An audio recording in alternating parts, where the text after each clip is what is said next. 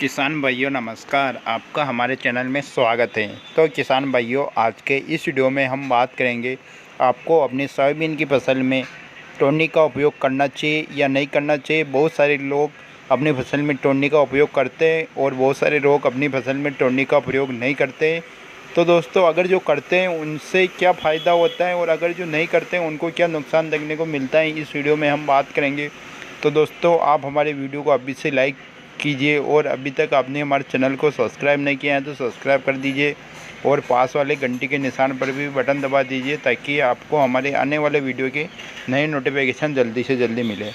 दोस्तों, कुछ मार्केट में अलग अलग कंपनियों के अलग अलग टॉनिक होते हैं।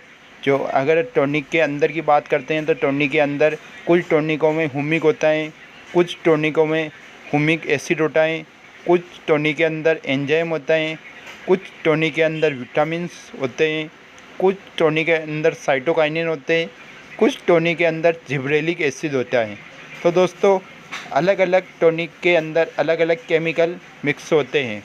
और दोस्तों, अगर हम इनके अंदर कंपनी वाइज बात करते हैं तो जैसा कि फेंटाक, डबल, पोषक सुपर, टाटा की बार, इसाबियोन, हम इसके अलावा भी बहुत सारे कंपनी के टॉनिक आपको मार्केट में मिल जाएंगे।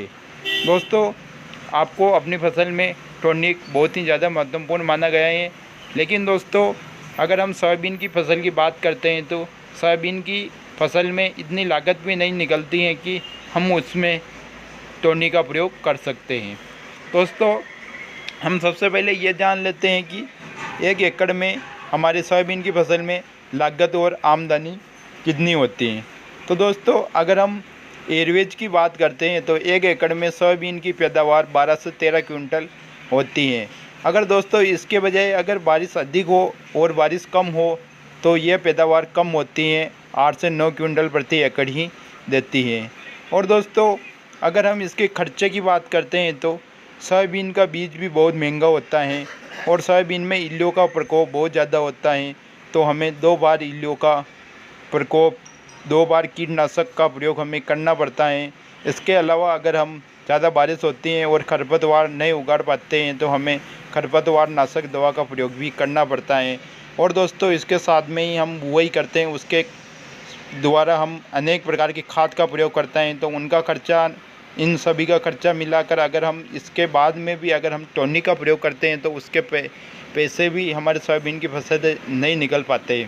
दोस्तों, हमारा कहने का मतलब ये आ रहा है कि आप अपने सोयाबीन की फसल में टॉनिक का प्रयोग नहीं करें। बहुत सारे किसान भाई लोग ये समझ रहे होंगे कि उनका टॉनिक, क्या सोयाबीन की फसल में टॉनिक काम नहीं करता है। तो दोस्तों, सोयाबीन की फसल में टॉनिक काम करता है। टॉनिक का काम ही रहता है कि सोयाबीन में फूलों की संख्या बनाना, फलियों की संख्या बढ़ाना और पैदावार बढ़ाना, जिससे कि सोयाबीन की पैदावार बढ़े। लेकिन दोस्तों, अगर हम लागत और आमदनी और खर्चे के हिसाब से बात करें तो इतनी लागत हमारी नहीं निकलती है कि हमें इसमें टॉनिक का प्रयोग करना चाहिए। दोस्तों, अब हम बात करते हैं आपको सोयाबीन की फसल में क्या करना चाहिए ताकि आपकी पैदावार बढ़े। तो दोस्तों, मैं आपको कम खर्चे वाले इसमें उपाय बताने जा रहा हूँ, उसका आप अपनी फसल में प्रयोग अवश्य करें।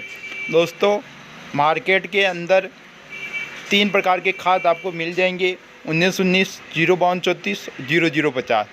दोस्तों, इनका आप उपयोग कर सकते हो। आपको 1 एकड़ में मात्र 150 रुपये का, मतलब 150 रुपये का आपको खर्चा आएगा।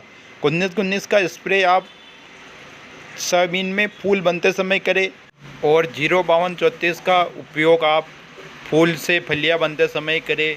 इसके अलावा जो लास्ट में खाद बच जाता है 00-50, उसका उपयोग आप दाना भराव के समय करें, जो कि आपके दाने की क्वालिटी और दाने में आकर्षण लाएगा।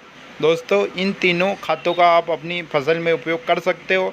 इसके अलावा दोस्तों, आप अपनी फसल में टॉनिक के पैसे बर्बाद ना करें। इसके बजाय तो आप बढ़िया से बढ़िया कीटनाशक का प्रयोग करके आपकी फसल को रोग मुक्त रखें, जिससे कि आपकी पैदावार वैसे ही बढ़िया हो जाएगी। तो दोस्तों, यही थी आज की जानकारी। कैसी लगी? अगर अच्छी लगी हो तो वीडियो को लाइक करें, चैनल को सब्सक्राइब करें। हम मिलते हैं नई वीडियो में। धन्यवाद। जय जवान जय किसान।